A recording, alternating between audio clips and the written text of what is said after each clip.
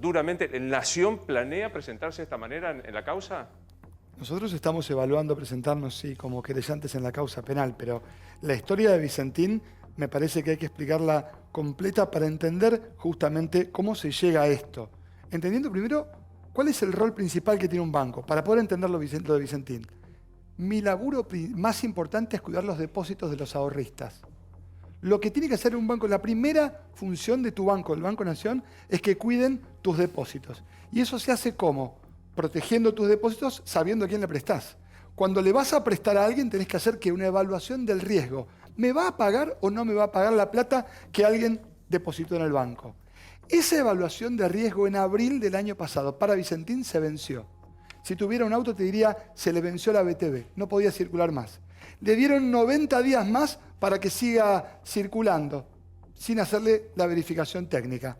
Siguió circulando. A mitad del año pasado se le venció también ese permiso y le siguieron renovando los préstamos. ¿De qué manera? Matías, perdón, una pregunta...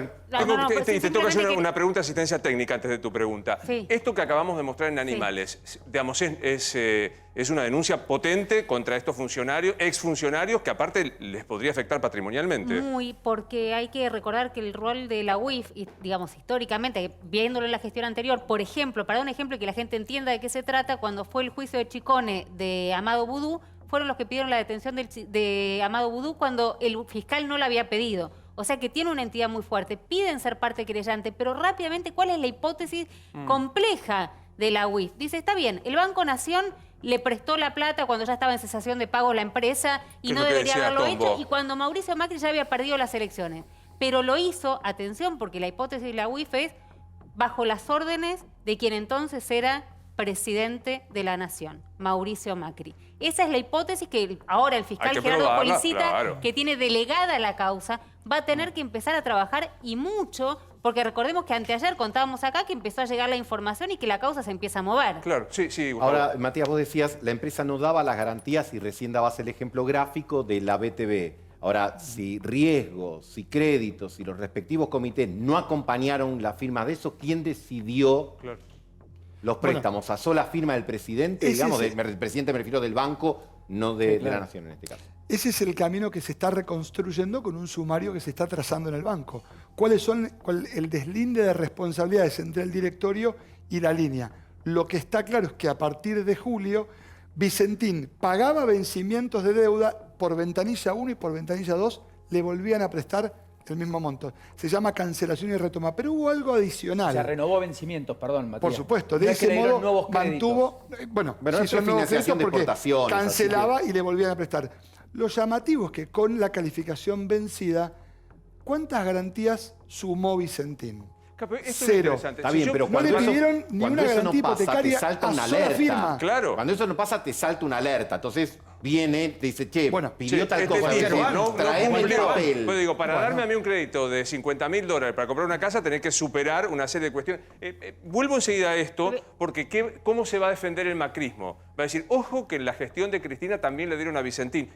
¿Sabemos qué pasó hoy en Olivos? Fue para atrás el proyecto. Hoy la vi sentada a Vilma Ibarra a la izquierda. Acá está. Acá la veo, a la izquierda del presidente. Sí. Yo quiero decir la viste a Vilma y no la viste a Anabel Fernández Sagasti. Claro, quiero decir que esté allí sentada Vilma Ibarra habla de la persona que con más conocimiento chequea lo que el presidente firma. Que no la vimos en la conferencia de prensa el lunes. Exacto. Algunas malas lenguas me dijeron que Vilma Ibarra dijo, no lo hice, no lo soluciono al problema que se planteó. ¿Qué pasó en Olivos? Hoy recibió el presidente de la Nación, acompañado por el gobernador de Santa Fe, Omar Perotti, y varios miembros del gabinete. También apareció el ministro de Agricultura, Luis Basterra, que el lunes tampoco estuvo.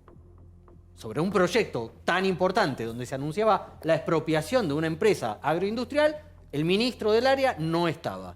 Bien, recibió a los accionistas y ahí se habló, lo dijo oficialmente tras la reunión el gobernador Perotti, se habló de que el presidente está dispuesto a escuchar alternativas superadoras. Para que nadie te ponga una palabra que diga, Calvo no lo dijo, 40 segundos lo decía así Perotti. Dale.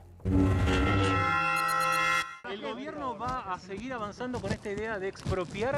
Su objetivo es el rescate de la empresa. Está en un proceso donde ese es un mecanismo, pero claramente del diálogo ha surgido que si aquí quedan y aparecen alternativas superadoras, el presidente está dispuesto a escuchar. Tal es así que mañana mismo los integrantes de la empresa van a tener una reunión con YPF, van a tener una reunión con el interventor Delgado, empezando a analizar algunas de estas alternativas. A los trabajadores y a todos, el presidente ha dado la instrucción de que el interventor y el subinterventor tengan la instancia de colaboración de todos el personal de gerentes actuales para que no exista impedimento o burocracia alguna que demore el normal funcionamiento de la empresa, porque lo que se quiere es rescatar a la empresa.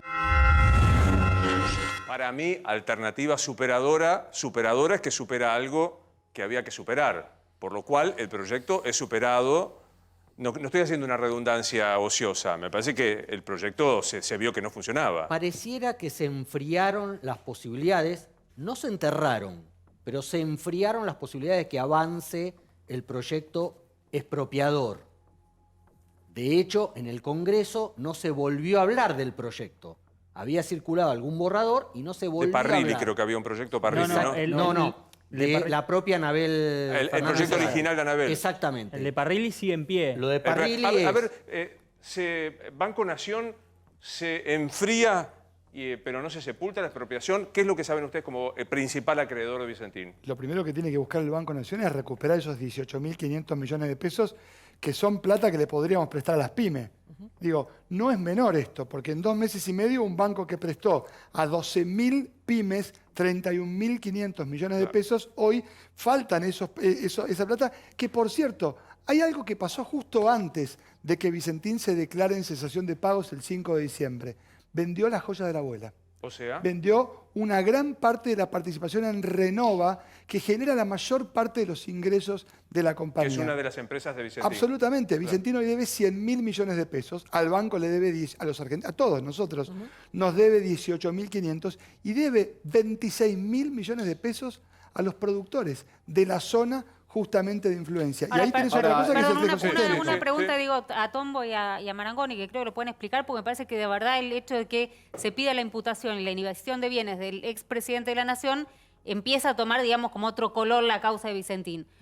¿Hay posibilidad de probar fehacientemente que el presidente de la Nación dio órdenes al Banco Nación? A González Fraga, pongámosle nombre y apellido. Que Macri Macri le dio órdenes a González Fraga para que haga este préstamo de manera irregular. No, a mí no me consta, digamos, eso lo tiene que probar la justicia. ¿Se puede en un banco, Claro, Gustavo? eso te pregunto. No, porque tendría que haber un acto que le escriba un mail diciéndole, dale un préstamo. El directorio del banco tiene que aprobar eso. Yo lo que pregunto, porque vuelvo a lo mismo, hay una regla de oro Fraga en el mundo bancario. Sin calificación no hay crédito. Vicentín no tenía calificación. Sin calificación acá, pero escuchamos, además, la calificación estaba vencida. Entonces, si estaba vencida, la pregunta es, ¿firmó solo el presidente? Claro. Eso lo pudieron ver. ¿Autorizó? Porque no podemos comprobar, la pregunta es muy pertinente de Romina, pero es difícil de probar, por lo menos parado del lado del banco. La Ahora, UIF se presenta diciendo... pero la investigamos pregunta más probablemente para comprobar o no es, ¿el presidente del banco dio la orden y autorizó que sin calificación crediticia haya préstamo? Bueno, eso es lo que se está deslindando en el sumario administrativo, en donde la línea está presentando las pruebas y, por supuesto, el presidente del banco, en términos de la autorización expresa, dice, yo no di la autorización, pero tampoco dice que no había que prestarle. Porque la justificación de González Fraga respecto a la situación de Vicentín tiene que ver con el tipo de cambio. Dice, a Vicentín le empezó a ir mal cuando se devaluó la moneda repentinamente y eso ahogó sus finanzas, lo cual, por supuesto, Está bien, es pero mentira. en ese caso habría, digamos, un lado muy débil también. Porque si el presidente no lo autorizó, lo permitió. Porque Claro. ¿quién Bueno, puede? pero Gustavo, Ahí ¿Quién viene, puede? pero más ahí viene, Gustavo, pero- déjame que te diga, ahí viene Sí. la otra cuestión que es, no autoriza expresamente, pero toma conocimiento. Bueno. Lo Que cual es un modo... una autor- Claro.